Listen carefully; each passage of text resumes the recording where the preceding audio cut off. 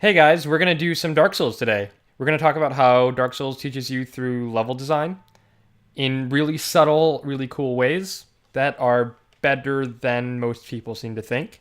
A lot of people think that Dark Souls doesn't really have a tutorial, but it actually does. It has a lot of tutorial in it. I mean, obviously they have a tutorial level, no one really disputes that, but I'm going to show you how densely packed the tutorial actually is. I'm just going to make a new character. I'm going to call him level design. And then just quickly go through because I don't care. I'm not going to be doing anything beyond really simple stuff. So let's accept that and get started. We're actually going to skip the first opening cutscene, but we're not going to skip the second one, which is the one when you're in the thing. And the reason is because once you end that cutscene, we're in this one, and this one starts to teach you a little bit about the game. So it's really, I mean, it is still setting up the theme. It's still setting up where you are, what's going on in the story. But mainly what it is showing you is this linear hallway that you're going to be in. It shows you a little bit the people that you'll be killing them in a bit. And that's interesting because it's really showing you like, okay, here's what you can expect to deal with in a minute. And it's sort of setting that up for you, kind of priming you for that. And then it zooms in on your cage door, which is, your cage door, and showing you sort of where you are. And it also sets up the first major player goal, which is getting out of this area by opening the cell. But you see, you seem pretty trapped here. But then after this, then this happens. The guy shows up above you and drops a corpse down on you. Now, watch where the camera is and what the center of attention from that shot is. Look at how it's clearly the corpse. So the center of the attention of both of those shots is the corpse. And then it goes to the corpse and pans up to the guy, which is like, hey, here's a corpse. And the guy's a knight too, which is also kind of relevant. Because what it's setting up is, hey, look at the corpse and look at the shiny thing. And it really wants you to understand that that's a corpse. It really wants you to.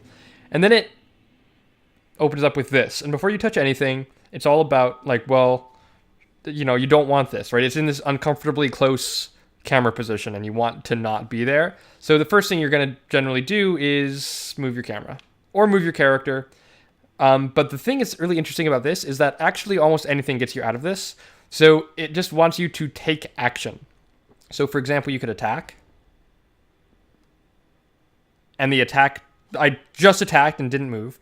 The attack takes you directly onto the pillaged corpse. Like, hitting the attack takes you exactly far enough so you end up at the corpse. You already know this is a corpse because they really, that camera lingered on the corpse a lot. So you go, okay, cool, I want to pillage the corpse. Now, there's two options here. Most players are going to pillage the corpse, but occasionally players are going to look around a bit and they'll find this. And if they do, they'll find that it's locked. And this is creating a very clear dynamic that is really obvious, and it's obvious because of the way they've set it up. And it's because you've got a corpse and a shiny thing and a door that's locked. So you go, okay, well, let's do this, and it gives you a key. So, okay, it's really obvious here, key equals open door. But because they've lingered on the corpse so much, they're also saying corpse equals key, right? Because the guy dropped the corpse, and there was a shiny thing on it, and the shiny thing was the key, and you want the key to open the door. So what it's setting up for you here is the basics of how Dark Souls works. Items equal progression. Corpses equal items. Kill things to progress, is what it's saying. Use dungeon cell key in case there is any confusion. These are nice. It's totally linear hallway, and these are nice because it's the only thing that you can really interact with. Well, it is the only thing you can interact with. And these are optional, and that's really important for two reasons. One is if you're doing a second playthrough of the game, which they kind of expect you to because there's New Game Plus mode, you can ignore them. But the other reason is that if it's your first playthrough, these are optional, which puts the decision in the player's hands on whether or not they want to open them. Also, they're very short, right? You press A and you go right stick camera controls. So as a new player, what you'll do is you'll come in and go, oh, cool, what's this? And go, oh, tutorial, okay, camera controls. And you'll move on, and you'll go, all right, whatever. And you find the next one, you go, okay, attack, okay, whatever. And then there's a guide to attack. But the reason that you want these to be in the player's hands of whether or not they want to use them, because that changes the dynamic of this from, God, shut up, I know, I get it, I have played games before. to, oh, what's this? Oh, it's just the tutorial. Okay. And then you can just move on. So you don't, they don't really interrupt anything, but also because your actual player goal is to satiate curiosity by finding out what this is, then it actually meets your player goal by saying, oh, it's this. And even though you may not be particularly excited about the outcome, it still gives you useful information in a way that's unintrusive. And it's unintrusive because they've set it up emotionally to be, hey, we let you achieve your player goal.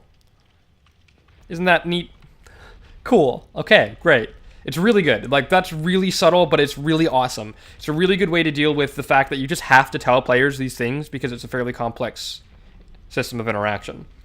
Then, of course, they give this guy, which you can attack, and they don't attack yet, which is nice because you don't want the player to be in any real danger in the earlier parts of the tutorial because they're still learning the ropes of just interacting with the game, right? So this guy does do things, though, right? Like, he does interact. He responds to you by attacking him. He backs off, and he's clearly not super thrilled about the fact that you just hit him with a sword, well, with a broken, crappy thing. And that's important because they don't want him attacking you because it needs to be safe, but they do want you to understand that this happens, that enemies will interact with you. Also, it's the first interaction with the health bar. It shows you that health bars exist and how they kind of work. And then you have a second thing which tells you strong attack, and then another guy who also doesn't attack you that you can use your strong attack on. The whole you can use it on the guy immediately is really important. This is like level design 101 stuff, really basic, but really important. If you tell the player that they can do something, let them do it immediately. Right? It's pretty frustrating when the game says, "Hey, do a thing," and then doesn't let you do that thing right away, or gives you something that is cool that you don't get to use right away. So here's stairs, and the stairs serve two real purposes. One, it introduces you to the idea of verticality, which is nice because players tend to want to look straight, so they'll do this, right? And that seems really straightforward and obvious, but they need to block off this point of vision so that you do that, because that introduces you to the idea of verticality. This is the first introduction to verticality in terms of looking up that they have. And then there's a little bit more hallway, and this also segments the hallway. See, if this was all just a flat hallway, and this is the second thing stairs do, it would feel like one thing. But instead, this makes it feel like you've accomplished something by getting to the second part of the level, which means it's starting to feel as though your progression is continuing, which is really important because you killed things, and they want to reinforce this idea that killing things equals progression. Now, you don't necessarily have to kill them, and that's also a point that they make. You don't need to kill those guys in order to progress. So they're saying, hey, killing things equals progression, and getting past enemies equals progression also, but getting past enemies isn't necessarily killing them, but it is a way to do that. Now, as you approach this archway, your eye is drawn to the big orange thing because it's clearly the brightest thing there, and the thing that's right next to it, which has a subtle bit of movement because of the water ripple, which means that your eye is first drawn to the orange thing and then to the guy, to the enemy. And that's really important because as you approach it, that's where you... And the reason that's important is because as you approach it, that's where you go. Read message. Target release. So you do that. And then because this has worked for you so far, you do this. And even if you go around, so you could possibly go around, but even if you do, the guy is... so if you were back here and you went, oh, cool, lock on, and do this, it teaches you how lock on works. Because you generally want to avoid the fall, but you might move straight at him, and you might move right. So either way, you learn the idea of new terrain types, you learn the idea of ledges and how you don't get back up them. Or you learn it in this order, which is, hey, look, water, because it makes a really loud sound effect. And then you go down, and then you can attack him. You go, oh, my movement is slowed. And this introduces you to terrain types, including ledges, which is interesting because they just taught you verticality. So that's really important. And also, the only way up is this. And that leads you to a second archway. So normally this will happen pretty quick. You'll kill the guy, you'll turn around, you'll go up the stairs, and you'll start going. So they want you to take a while to get through this next passageway. And the reason for that is because the framing that they use is a little bit more subtle, and they want to give you time to be able to see it. So the water slows you down, you hit the archway, and you see the ladder, and this is about the point that it becomes incredibly obvious that the ladder is there, because it's brighter now. And if this archway was the same depth as the other archway, you'd be through it right about here, and you'd start to get into an area, you'd be in an area that you could start to move around more. But instead, they make it much longer, so that it's a little hallway, so that you have time to see the ladder before you get into this room. Dark Souls uses this visual framing a lot to show you where they want you to go, especially in the tutorial. And this is the second introduction to verticality. It's not really a second introduction, but this is the continuation of teaching you verticality. Because this is taking the idea of verticality that you learned on the stairs and taking it to the extreme. Because now you're going straight up, and you have this, again, continuing on this theme of wanting to see where you're going. You tilt the camera downwards so that you can see that you're going up, and that introduces you to verticality. And now you've been pretty much fully introduced to verticality. You get another message about the bonfire. You see this, and then this happens. You light it, and you get a big bonfire lit. And before you move, you get reset bonfire. So you get another prompt that's now different. And so far, using these button prompts has worked out pretty well for you. So you do that, and then you get this. And you don't know what that is yet, but later it'll respawn enemies, and it lets you put 2 and 2 together, right? It lets you go, okay, what's this weird thing that's happening, because it's a difference in what's been going on.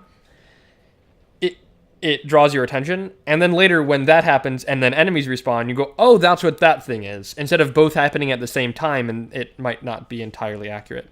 Now, if you are observant, you can hear footsteps, and that cues you in onto the fact that something is going on here.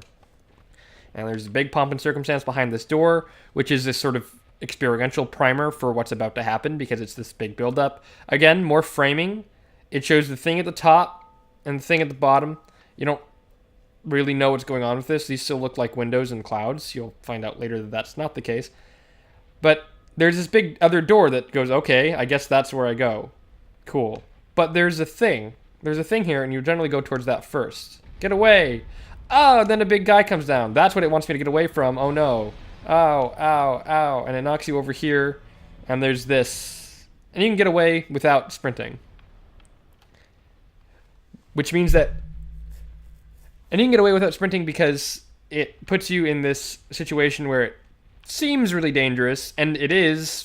You could die there, but it's actually very easy to get away. So the first introduction to actual potential death is very, very easy to get away from. Also, the bonfire that you lit is right behind there, so if you do die, it is an introduction to the respawn system. So no matter what happens, you're learning something that's important and will be valuable later. You get another bonfire, and this is the first introduction to bonfires and HP, and how the bonfires... I mean, you got the message before, reset bonfires to recover HP, but this is the first time you get to actually do that, because it's the first time that they take HP away from you. In the previous encounters, nothing was particularly dangerous. Get your shield! Okay, where's my shield? Is it in here? I've never played this game before. So if you check over to the right, you get stuck in this water thing, and you see that guy, and the stairs to get out are walking towards the archer, which means you almost certainly get hit by his arrow. But you don't take very much damage, so it's kind of just sort of priming you for this idea that this is dangerous, which it's pretty clear anyway, but in case the white arrows weren't enough of a tell, it brings you here. You get your shield, and then you have 2 more text things about changing equipment and equipping it, and how to use it as a guard. So this is where I'm going to call it. This has been enough, I think.